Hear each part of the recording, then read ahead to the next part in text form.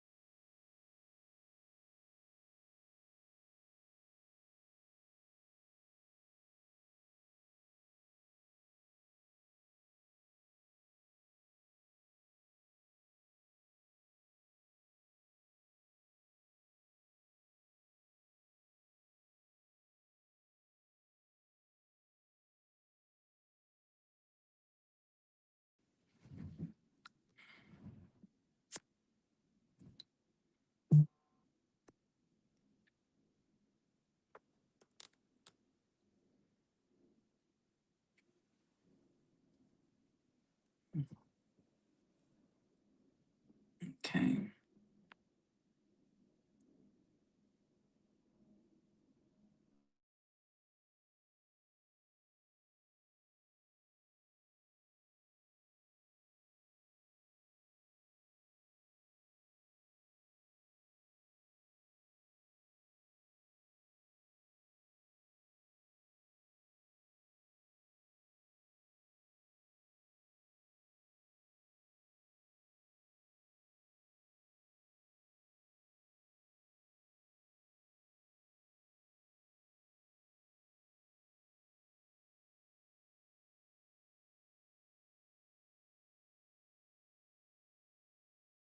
Problem, but we're back, you guys.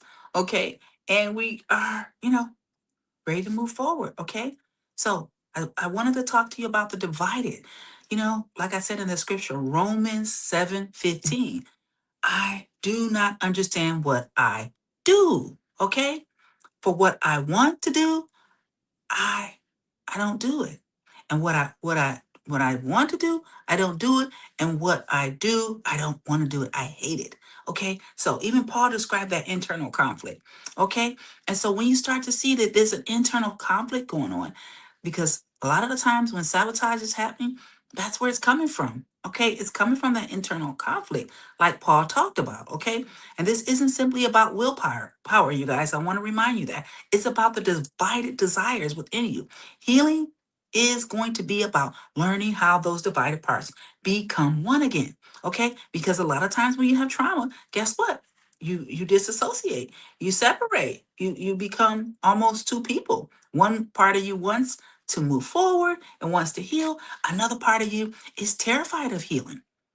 Like I said, sometimes people don't even want to watch the show Trauma Talk sometimes because talking about this type of stuff is very difficult. It's very painful and it's very hard to face these sort of things. But when you do finally get the courage to face them, the miraculous healing is amazing and the transformation is, it's unheard of. It's amazing at the transformation that I see in people who are able to finally face this. Okay. So I just want to help you with that. Okay. So, what is self sabotage? What is self sabotage? Okay. All right. Self sabotage isn't self hatred. That's the first thing you need to understand. It's not self hatred, it's self protection. Okay. So, your nervous system learns something. If I don't get too close, I can't be abandoned. Okay. So that's why you're sabotaging these beliefs. If I don't get too close, I can't get abandoned. You see where it's coming from? It's not really coming from you, being a bad person or anything like that. If I don't succeed, all right. If I don't succeed, I can't fail. So maybe I don't even try, because if I don't try, I don't have to worry about failing, because the failing part is just too painful. You know, maybe you failed before. Maybe you were criticized for failing. Okay? Something like that. All right? So that's why now you're avoiding even trying anymore. Okay? All right? So this is the problem. You continue operating long after the danger is past. You continue operating in this fear, in this, uh, this feeling of terror for what you've experienced in the past. So you continue operating long after this happened. So let's get into the neuroscience, okay? So when trauma occurs, your brain stores more than memories. Okay, so obviously when trauma happens, yes, you're gonna store some of those memories, but it's more than that, okay? It stores predictions, okay? Your brain starts to predict what will happen next, okay? The brain constantly acts based on what my past experiences were, okay? What is likely to happen next. Do you understand? So your brain is remembering, okay, and it is storing these memories, and it's saying, okay, what is likely going to happen next? Last time I did this, this is what happened. So this is probably what's going to happen again, okay? So if rejection happened repeatedly, your brain predicts rejection. It predicts it, you guys. If success brought criticism, your brain predicts criticism. You see? So it's predicting the danger. Okay? This is how your brain is keeping you safe. Okay? All right? Your brain predicts danger whenever someone gets close. Last time when I got close to someone, this is the terrible thing that happened. So guess what you're going to want to do? You're going to want to avoid getting close to people. Okay? Your nervous system then works to prevent those predicted outcomes. So you hear what I'm saying? Your nervous system works really, really hard to prevent those predicted outcomes from happening again.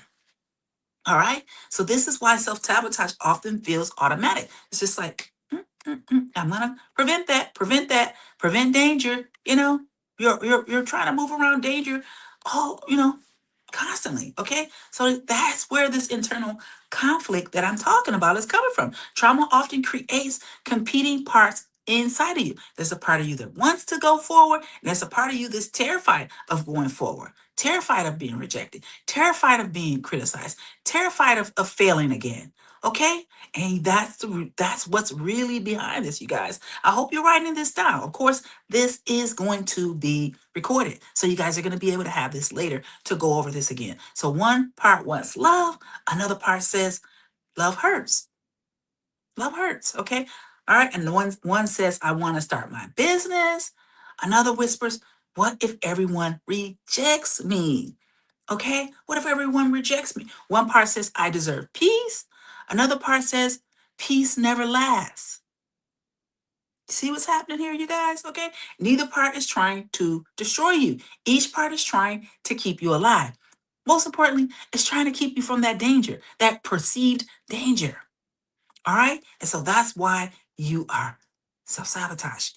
Okay. So let's continue. Okay. So common forms of self sabotage, just so we know some of the common forms of this. Okay. All right. So people often believe sabotage looks dramatic.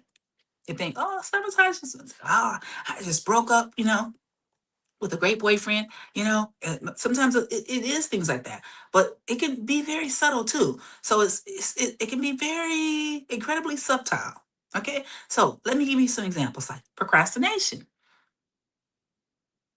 I'll just take my time getting to that, because you're really trying to avoid what? Danger, pain. perceived danger, perceived pain, okay? What your brain has taught you about that situation. So, perfectionism, that's another way to self sabotage. Overworking, definitely a way to self sabotage. People pleasing, isolation, yes.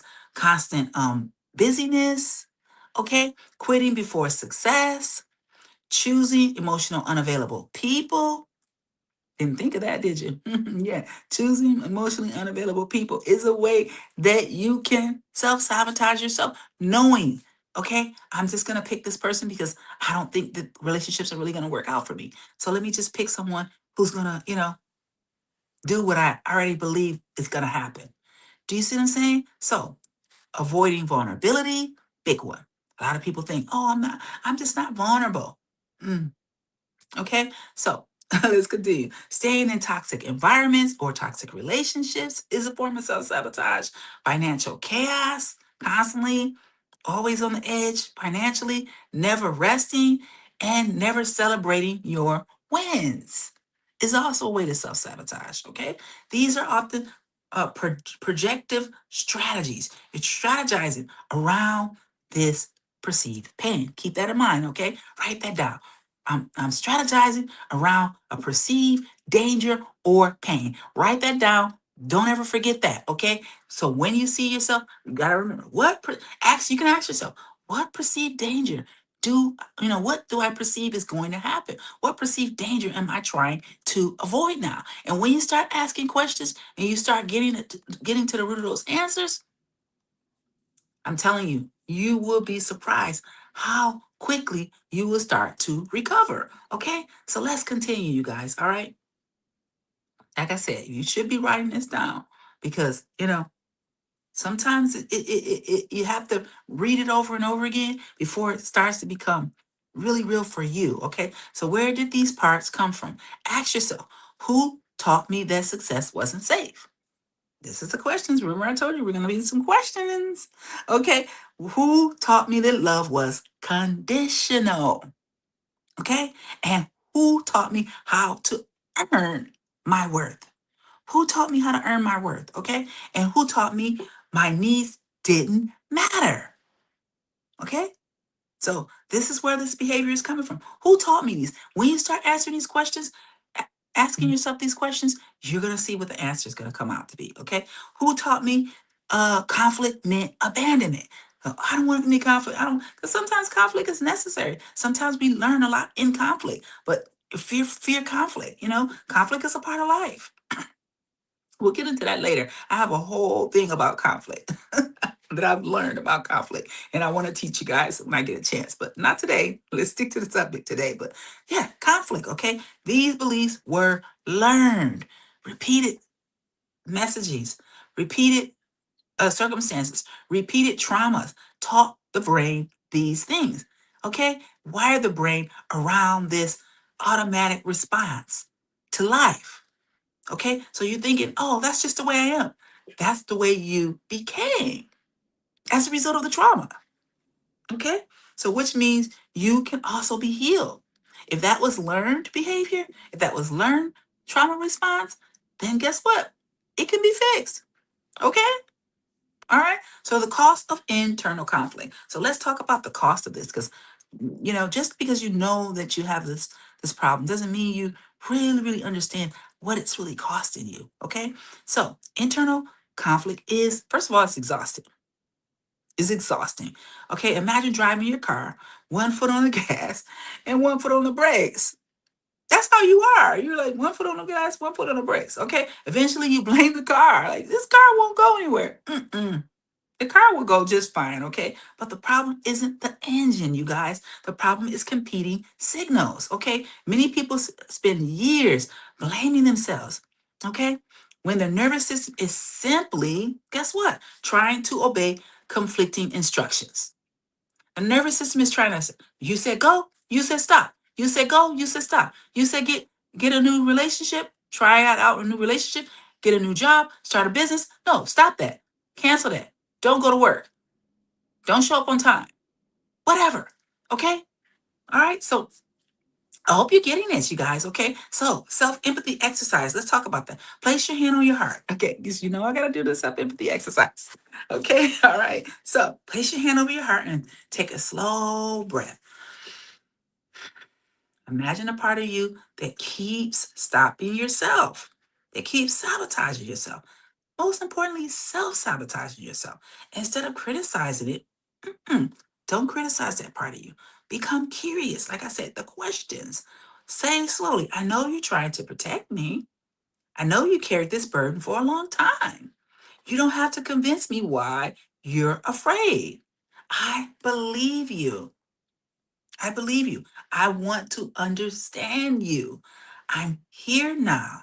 You don't have to fight anymore. I won't force you. We'll heal together. Okay? Now pause. Notice what emotions are arising. No fixing. No, you don't have to fix. Only listen. Only listen. Don't try to fix it, you guys. Okay? All right?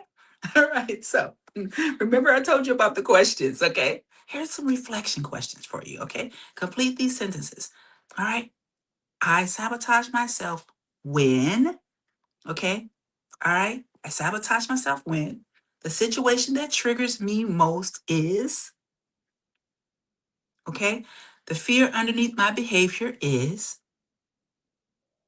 And I answer these questions. I stop sabotaging myself.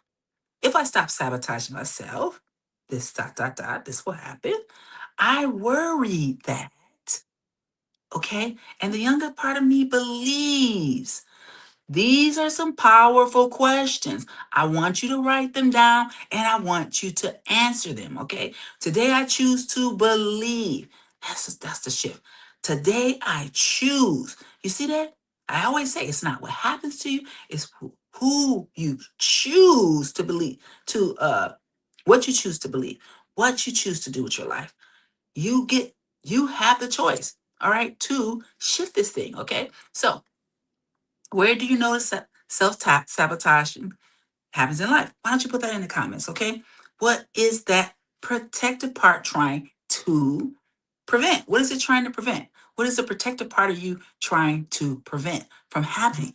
Something happened. It's trying to prevent it, okay? When did you first learn that lesson? That's another question, okay? And how has it tried to help you? Because it's trying to help you, okay? You got to keep that in mind. It's trying to help you, okay? And what would compassion sound like? Instead of criticism, what would compassion sound like for me? What would a compassionate communication with myself sound like? Okay. All right. And this is what I want you guys to practice all week until you see me next time. Notice before changing. Okay. When you procrastinate, pause. Ask yourself, what am I protecting myself from? Okay. When you avoid a conversation, ask, what danger does my nervous system expect to happen here? Okay. And when you criticize yourself, ask yourself, whose voice am I hearing? Okay. Is it your mother's voice, your father's voice? Whose voice is it hearing? Okay? Your sibling's voice? Whose voice are you hearing?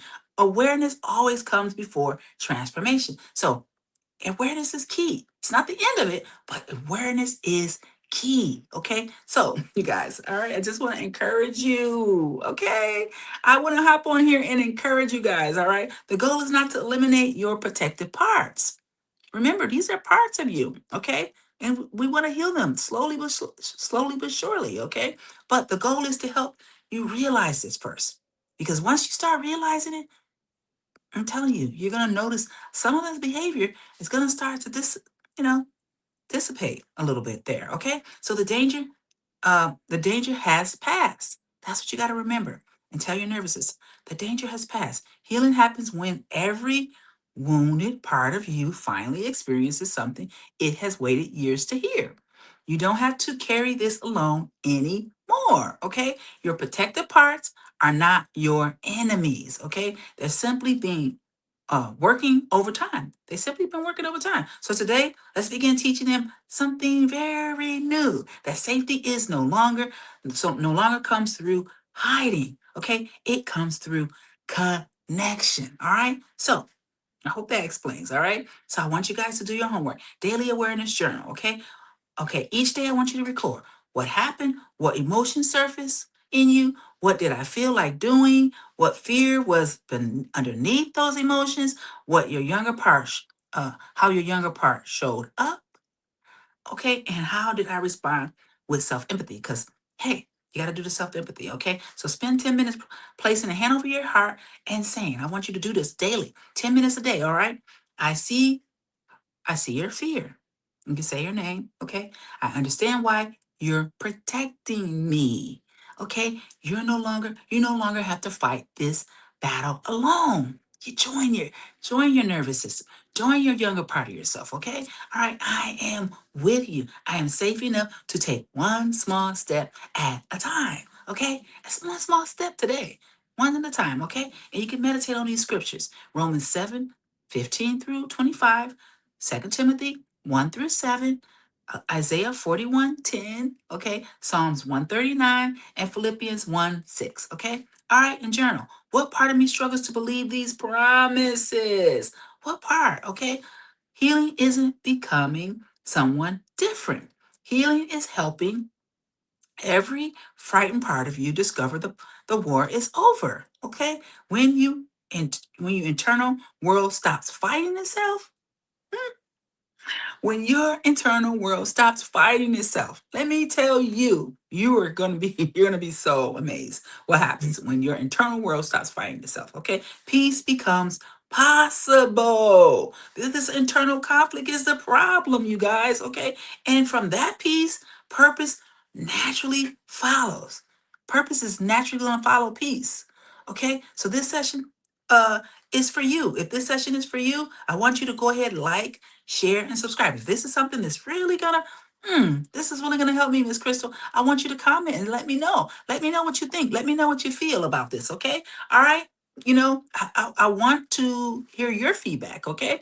And everything. And so that helps me become, better at what I do to help you, okay? So, and if there's something that you want to share, let's just say, let's share. Let's share with one another. Okay.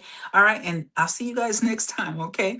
All right. Just keep an eye out this week. I'm going to try and, do some videos and put some videos out this week. So keep an eye out for that. And absolutely, you can rewind this as many times as you need to. Write down everything that I've said. If I talk too fast, let me know. I'll try to talk slower. And yes, let's continue. And I'll see you guys next week. It'll be Monday. It'll be at 5 p.m. Monday. And yeah, we'll get it done. We'll keep doing this until we get where we want to get to, until we heal, okay? And so thank you guys for joining me on Trauma Talks Live. My name is Krystal Boothe, and I'll see you next week. Okay, bye-bye.